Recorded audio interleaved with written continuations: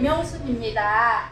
상대원 3구역 재개발, 정비구역 지정과 관련된 주민공람안에 들어갈 내용을 말씀드리겠습니다.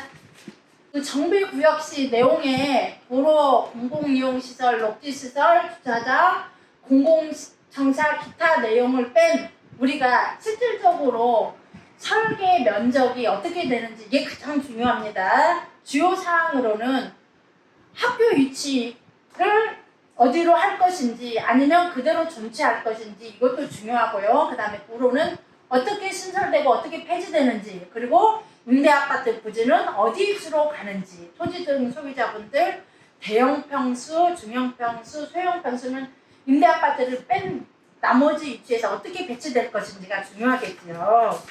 그리고 정비계획 할 때 우리가 기반시설 내용으로는 도로, 공무원 주차장, 그 다음에 공공시설 내는 문화시설, 복지시설, 종교시설 이렇게 있겠죠. 이 정비기반시설, 종교시설, 공공시설을 뺀 나머지 주거시설로 들어가는 이 면적이 중요하다는 거예요. 몇 프로 구성비가 돼서 우리가 실질적으로 활용할 수 있는 면적이 어떻게 되는지, 그래서 사업성을 어떻게 가능하게 할 수 있는지 이게 가장 중요합니다. 그리고 우리가 이 내용이 잘못되어 있을 때 우리가 30일간 이의제기를 해서 12월 말 구역 지정 내용에 어떻게 반영할지, 이거를 반영을 못하면 사업시행 인가 때 또 도로를 어떻게 해야 되고 학교를 움직이네 마네 하다가 보면 어떻게 되겠나요? 사업은 딜레이가 되면서 또 분담금 추가될 소지가 있는 거가 되겠죠. 그래서 이 내용이 아주 중요합니다. 그리고 다음, 그 다음에 용적률을 말을 하는데 이 용적률이 뭘까요? 지하층 나머지를 뺀 지상층 면적을 곱한 게 용적률이 되겠죠. 용적률 상향할 수 있는 내용으로는 기반시설을 제공하고 인증 인센티브를 제공하고 임대주택을 공급하는 세 가지 내용이 있는데, 기반시설 내용으로는 도로, 공원, 공개공지, 공공시설 등을 제공함으로써 인센티브를 더 받을 수 있는 게 있고, 그 다음에 인증 인센티브에는 에저지 청구 효율을 높이고 지능형 건축물, 녹색 건축, 장수명 인증 등을 해서 인센티브를 높이는 방법이 있고, 임대아파트 제공함으로써 용적률을 높이는 방법이 있겠죠. 그 다음에 용적률을 반드시 높아야만 사업성이 좋을까요? 나쁠까요? 그 내용으로 말씀드리겠습니다. 예를 들어서 바닥 면적이 1200제곱미터라고 해요. 근데 우리가 기부채나 구로라든가 공원이라든가 기타 면적을 200 정도의 기부 체납을 한 나머지가 1000제곱이라고 해요. 그랬을 때 1000제곱 곱하기 용적률을 2.65 곱하면 연건평이 나오겠죠. 그랬을 때 사업성하고 용적률 250일 때 사업성을 비교해 보겠습니다. 바닥 면적 1200에다가 기부 체납은 100만 해주는 거예요. 100제곱면만. 그랬을 때 어때요? 100제곱 1100 곱하기 기부채가 100만 했었을 때 250 하니까 어때요? 연건평이 용적률 265보다 높죠. 쓸 수 있는 용적률은 낮지만 이게 사용해서 쓸 수 있는 연면적이 높기 때문에 어떻게 되나요? 이게 용적률은 낮지만 사업성이 높겠지요. 그럴 때 우리가 반드시 용적률만 높아야만 사업성이 좋은 게 아니고, 우리가 실질적으로 이렇게 기부 체납하고 기타 면적을 뺀 나머지 실질적으로 사용할 수 있는 면적이 잘 나와야만 사업성이 좋다는 얘기가 되겠죠. 주민공람이 나왔기 때문에 세입자에는 어떤 혜택이 있고 현금 청산자는 어떻게 되고 무허가 건축물 소유자는 어떻게 되는지 궁금하시죠? 거기에 대한 설명을 자세히 해드리겠습니다. 세입자는 주민공람일 3개월 이전부터 거주하여서 사업시행 인가일 이후까지 거주한 자는 주거이전 및 4개월분 임대주택 건설 시 임대주택 공급 대상이 되면서 이사비는 사업시행이 인가일 이전부터 거주하여 사업시행 인가일 이후까지 거주한 자에 한해서 대상이 됩니다. 그리고 주민공람일 이후부터 3개월 이후까지 거주한 자는 어때요? 주거이전비 대상이 되지 않고 임대주택 대상이 되지 않습니다. 근데 이사비 대상은 돼요. 사업시행 인가의 이전부터 거주해서 사업시행 인가의 이후까지 이주한 자가 대상이 됩니다. 근데 이주 정착금 대상은 되지 않습니다. 이거는 집주인에 대한 해당 사항입니다. 집주인하고 현금 청산자, 부당 신청 안 한 자에 대해서 대상이 됩니다. 그리고 이거는 집주인 세입자 그 담보대출 비율로 어느 정도 대출을 해줘서 세입자 빼주고 나 어디 가서 살고라는 얘기가 되겠죠. 그 다음에 현금 청산자, 주민 공람의 이전부터 수용체계일 거주 및 소유와 협의 완료일까지 거주한 자. 이거는 분양 신청을 안 한 사람의 해당 사항입니다. 이제 분양 신청을 안 했기 때문에 주거 이전비 2개월분 나가고요. 이주 정착금 나가고 이사비, 이사 여건에 충족된 사람에 한해져서 나갑니다. 그리고 구역지정 공람의 현재 소유자이면서 분양 신청을 포기한 현금 청산자는 어때요? 임대주택 공급 대상이 됩니다. 그리고 무허가 건축물 소유자. 무허가 건축물 소유자는 89년 1월 24일 이전에 건축된 무허가 건축물 적법한 건축물로 간주되는데 현금 청산자, 소유요건, 거주요건이 다 갖춰준 사람은 어때요? 주거이전비 2개월분 나가고요. 이주정착금 나가고 이사비 충족요건이 되면 이것도 나갑니다. 무허가 건축물이면서 어때요? 분양 신청을 안 한 사람이에요. 이 사람은 소유요건, 거주요건이 돼야 주거이전비, 이주정착금, 이사비가 나간다는 겁니다. 그 다음에 1989년 1월 24일 이후에 건축된 무허가 건축물은 건축물로 인정되지 않아요. 그냥 현금 청산만 돼요. 주거이전비 대상 아니고 이주정착금 대상이 아니고 이사비 요건에 충족한 사람은 이사비만 받습니다. 그리고 무허가 건축물 세입자, 그러니까 무허가 건축물 세입자가 주민공람을 당시 1년 이전부터 거주한 자에 한해서 주거이전비 대상 인정됩니다.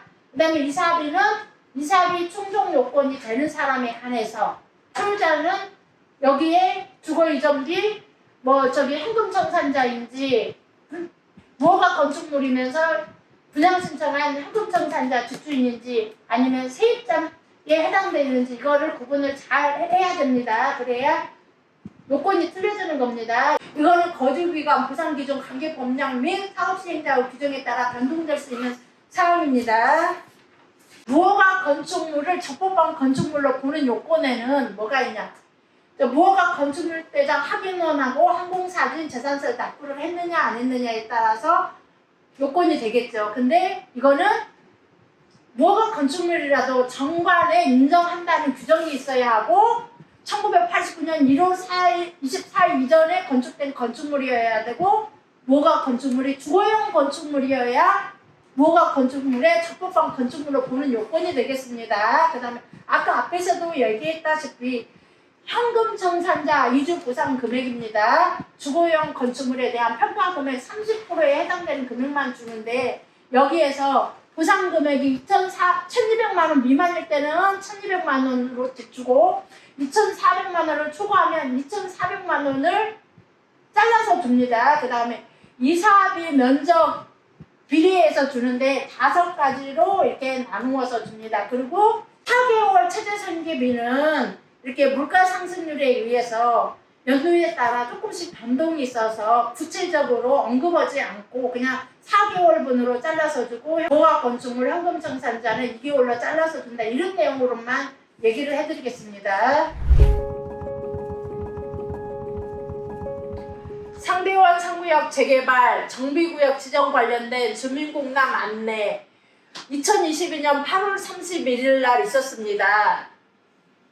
상대원 상구역 토지이용 계획으로는 전체 면적 45만 470제곱평인데 구성비로 68.9%로 우리가 아파트 실질적으로 설계할 수 있는 면적 평수입니다.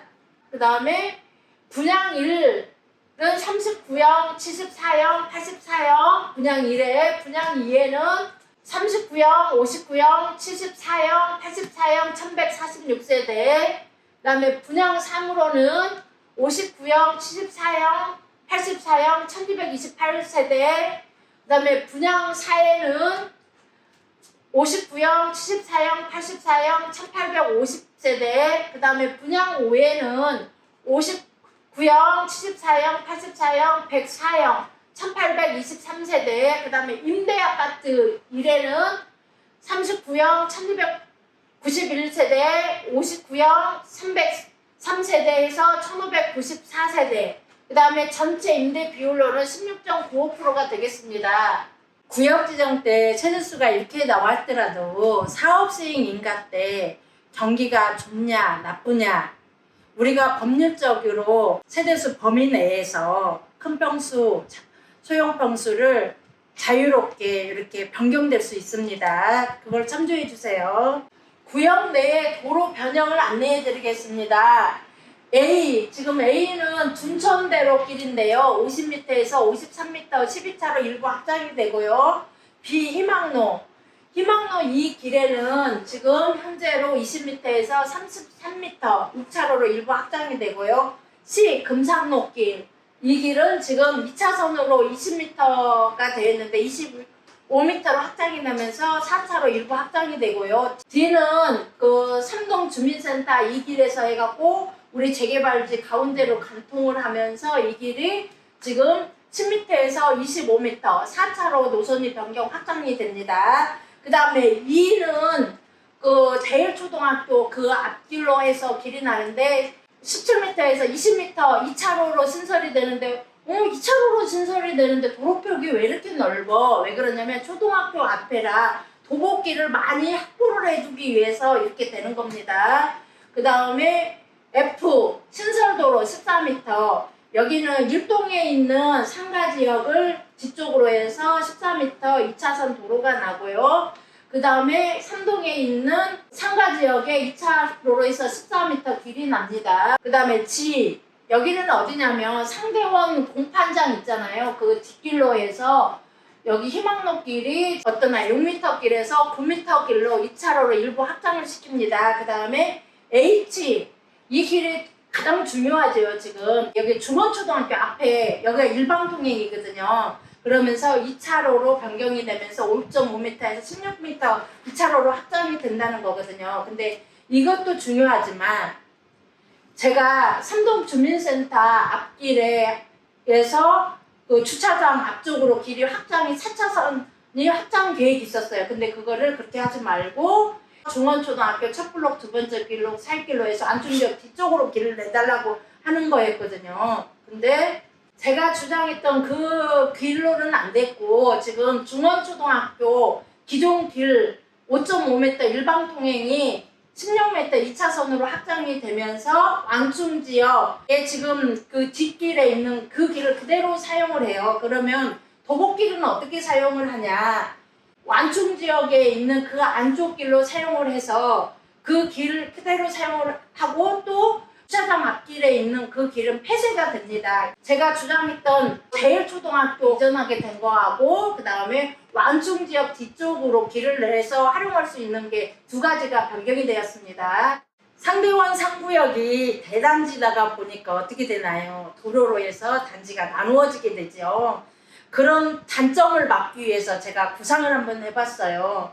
T자로 나누어지는 길하고 가운데다가 크게 공원을 내는 거예요. 우리가 문화시설 같은 거 공원이라든가 상가라든가 또 어디에 이동할 수 있는 수단이 끊어져 버리잖아요. 그래서 그 가운데 원형으로 해서 지하는 해전교차로로 해서 교통의 흐름을 원활하게 하고 지상은 덕계공원으로 해서 만나무 광장이라든가 그러면 커뮤니티 시설을 원활하게 하고, 그래서 제가 사례를 살펴봤어요. 그랬더니 외국 사례에 지하를 회전교차로로 쓰는 경우가 있더라고요. 그래서 이거를 활용을 해서 장점으로 살리고자 우리가 민원을 넣을 생각입니다. 그리고 제가 이 민원을 이게 아무래도 단지가 크다가 보니까 구역으로 나눠질 확률이 많겠다 해서 제가 미리 민원을 받았어요. 제가 탄원서로 가운데 광장으로 해서 우리가 단점을 보완하고자 이거를 받기 시작했습니다. 우리가 대일초등학교 이전을 해야겠다고 마음먹은 지가 우리가 재개발 시작하자마자 4년 전 기본계획도 전에서부터 우리가 노력을 했거든요. 그리고 유튜브 촬영을 통해서도 제가 얘기를 했었고 대일초등학교 이전으로 1안, 2안, 3안, 4안 예를 들어가면서 유튜브로 촬영을 해서 소유자들한테 소개도 했고요. 그리고 우리가 민원을 성남시 도시정비과에다가 민원을 넣으려고 했는데 어떻게 했으면 좋겠냐. 원본은 우리가 하나뿐이 접수가 안 되는데 그랬더니 시교육청에다 접수를 해서 접수증만 도시정비과에다가 넣어달라고 했습니다. 그래서 우리가 2021년 3월 9일 날 대일초납 이전 탄원서 2761번을 시교육청에다 넣습니다. 그래갖고 시교육청에다가 추가적으로 322부를 2021년 9월 7일 날 넣어가지고 시교육청에다 제출해서 접수증을 성남시 도시정비과에다가 넣었습니다.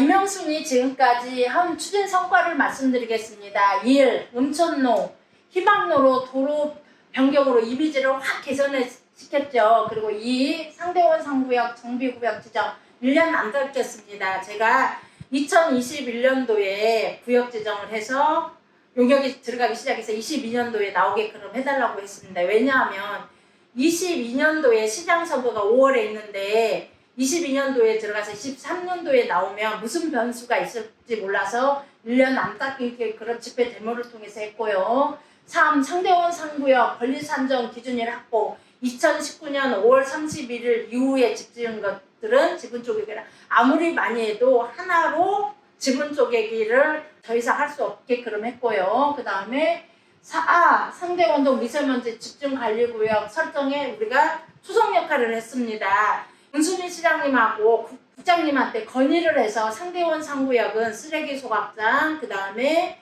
한일시멘트, 쌍용시멘트, 동원공장 등이 있어서 취약지역이니까 우리가 해달라고 제가 건의를 해서 초성 역할을 만들었고요. 그 다음에 5. 구역지정 주민공단 대일초등학교 이전에 반영될 수 있게끔 제가 꾸준히 노력을 해서 우리가 구역지정에 들어갈 수 있는 역할을 할 수 있게끔 만들었습니다. 그 다음에 6. 안춤지역 뒤편 사기막골로 활용할 수 있는 방안을 마련했지요. 어때요? 이명순이가 한 역할이 많이 있었지요. 박수 좀 쳐주세요. 그 다음에 이명순 주민대표의 향후 추진계획 주민공단 미비 내용을 보완하여 12월 구역지정 고시의 사업성 주거환경이 최상이 되도록 노력하겠습니다. 그리고 2023년 1월 내에 주민대표회의 구성을 통해서 사업이 빨리빨리 추진될 수 있도록 하겠습니다. 그 다음에 3. 2030 계획 내에 재개발 완료할 수 있도록 최선의 노력을 다하겠습니다. 지금까지 이명순이었습니다. 감사합니다.